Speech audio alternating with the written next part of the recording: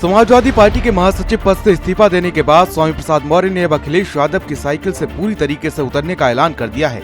गुरुवार यानी कि 22 फरवरी को उन्होंने दिल्ली के ताल कटोरा स्टेडियम में आगामी लोकसभा चुनाव को लेकर अपने पत्ते खोलते हुए नई पार्टी का ऐलान कर दिया है।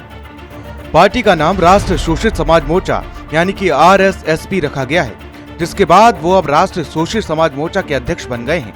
दरअसल आज दिल्ली में स्वामी प्रसाद मौर्य ने पार्टी का ऐलान करते हुए शक्ति प्रदर्शन का भी फैसला किया है और इस दौरान कार्यकर्ता के सम्मेलन का आयोजन किया गया है, जिसके मुख्य अतिथि के रूप में स्वामी प्रसाद मौर्य शामिल होंगे। बता दें कि उन्होंने 3 दिन पहले ही सपा की प्राथमिक सदस्यता और अपने MLC पद से इस्तीफा दे दिया था। इस दौरान उन्होंने हाईकमान पर भेदभाव का आरोप लगाते हुए अखिलेश यादव को खूब खरी खोटी सुनाई थी। तभी से अटकलें लगने लगी थी कि अब स्वामी प्रसाद मौर्य अपनी नई पार्टी का गठन कर सकते हैं। ध्यान देने वाली बात यह है कि करीब 20 साल पहले बसपा में कई बड़े पदों पर कार्यरत रहे हैं।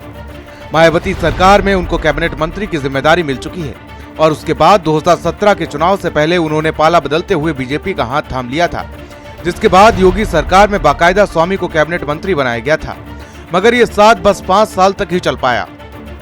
फिर मौर्य का कमल से मोहभंग हो गया और 2022 के चुनाव से पहले उन्होंने सपा में शामिल होने का ऐलान करते हुए यूपी के सियासी गलियारों में हलचल मचा दी थी।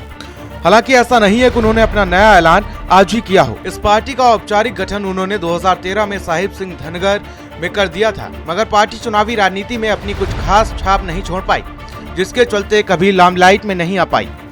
मगर अब एक बार फिर से मौर्य के कमान संभालने से पार्टी के अंदर नई उम्मीद जाग चुकी है। ऐसा मानना है कि उनके नेतृत्व में संगठन को फिर से नई जान आ जाएगी।